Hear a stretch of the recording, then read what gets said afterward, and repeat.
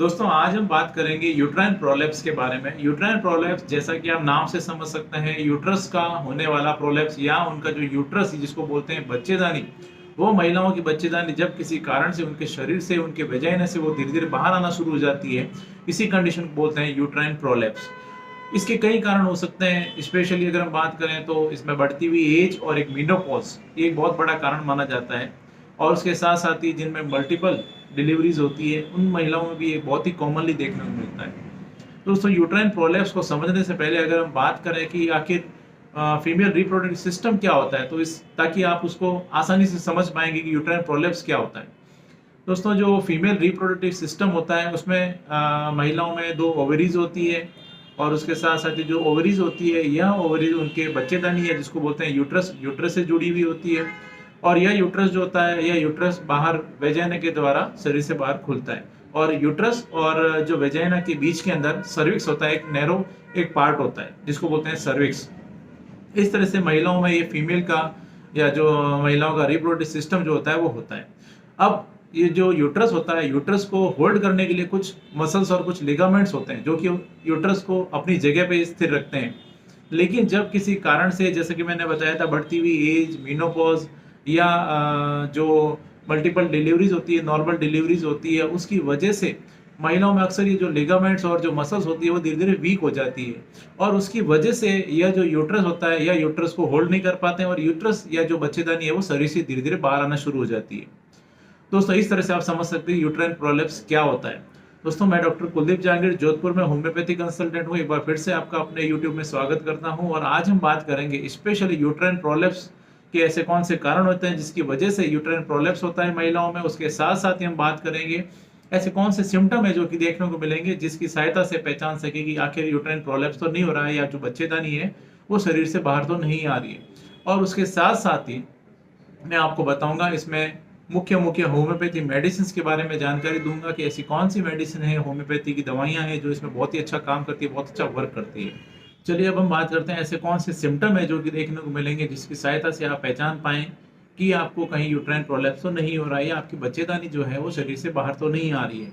इसमें जो कुछ कॉमन सिम्टम है जो कि देखने को मिलेंगे, उसमें मुख्य सिम्टम की हम बात करें तो आपके पेल्विस में यानी पेट के निचले हिस्से में, पेडू में आपको भारीपन महसूस होगा और उसके साथ-साथ ही आपको ऐसा लगेगा कि आप किसी बॉल पर बैठी हैं।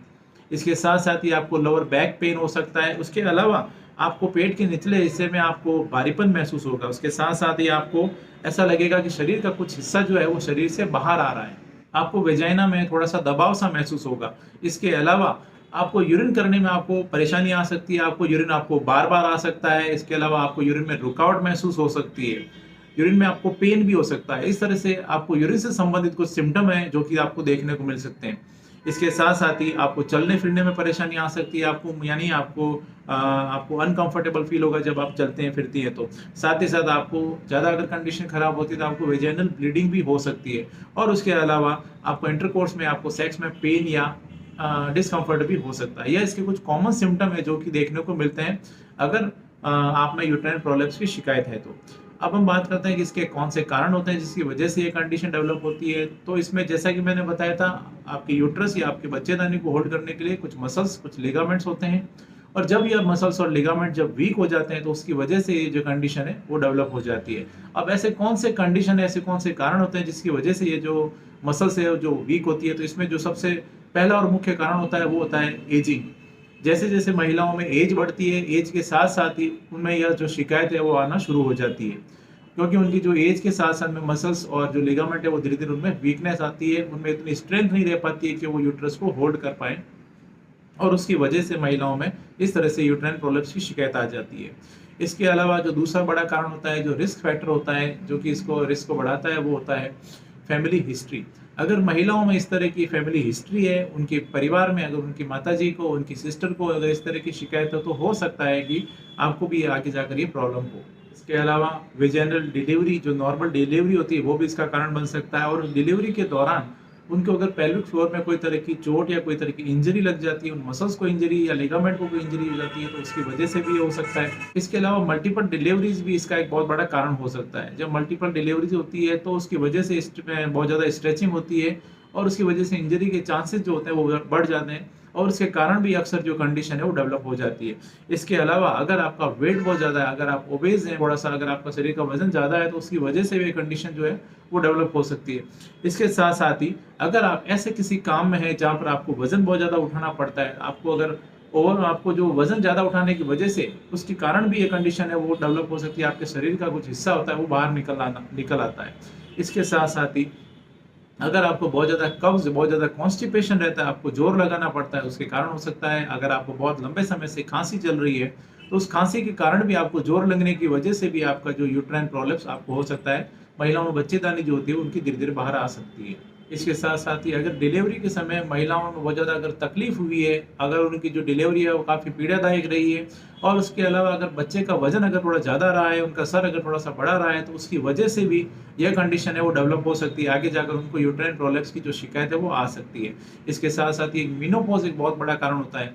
मेनोपॉज़ यानी जब महिलाओं में माहवारी उनकी रुक जाती है, तो उसकी वजह से उनमें एस्ट्रोजन का जो लेवल होता है, वो लेवल धीरे-धीरे डाउन हो जाता है और उसकी वजह से जो उनके पेल्विक फ्लोर के जो टिश्यू, जो उनके मसल्स होते हैं, वो धीरे-धीरे वीक हो जाते हैं और उसके कारण भी महिलाओं में अक्सर ये जो प्रॉब्लम है, वो मेनोपॉज़ के बाद में यह देखने को मिलती है।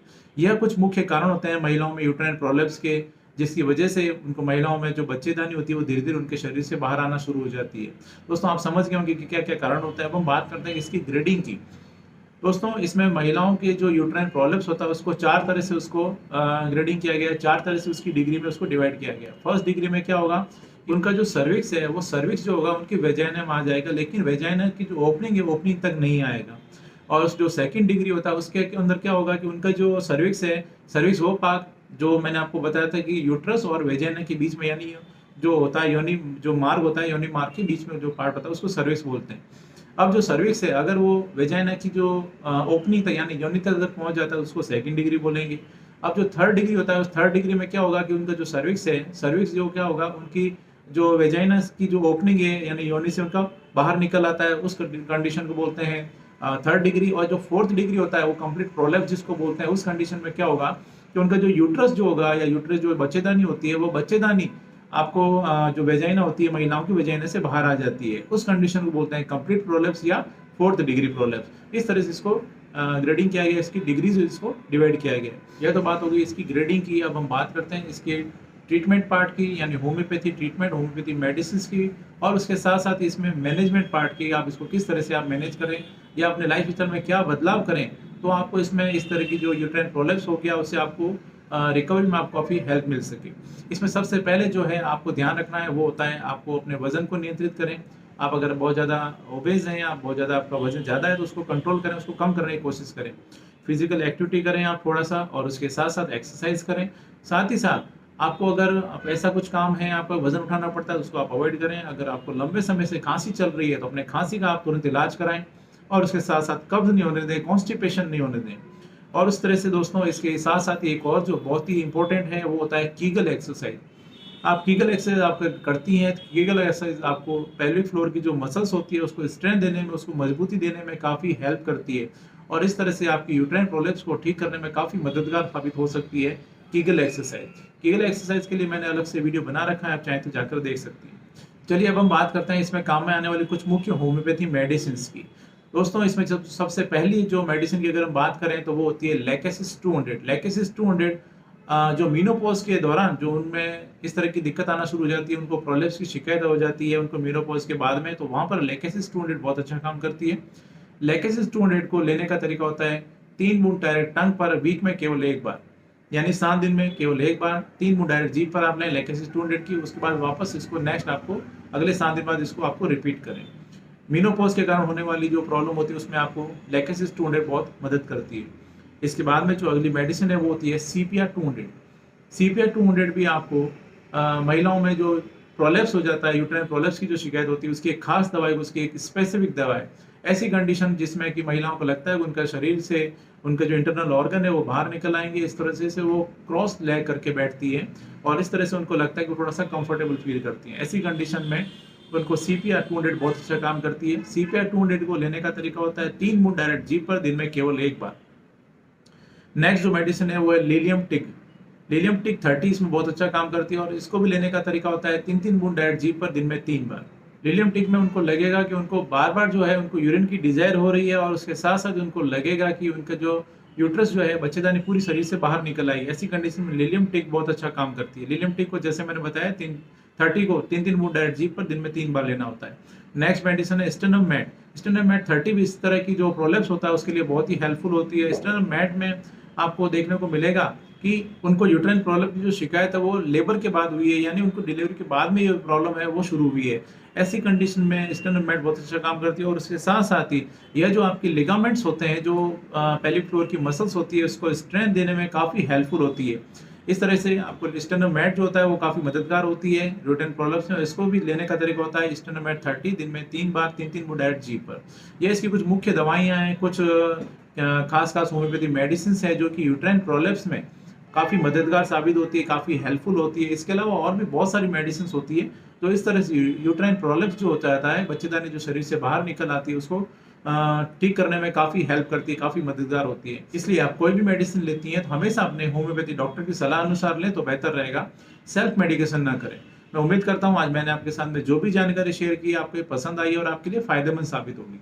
इसी तरह मेरे साथ जुड़े रहें, इस चैनल को सब्सक्राइब करें, बेल आइकन ज़रूर दबाएँ, ताकि मैं जैसे भी कोई नेक्स्ट वीडियो अपलोड करूँ, आपके पास उसका नोटिफ़िकेशन आ सके। Thank you.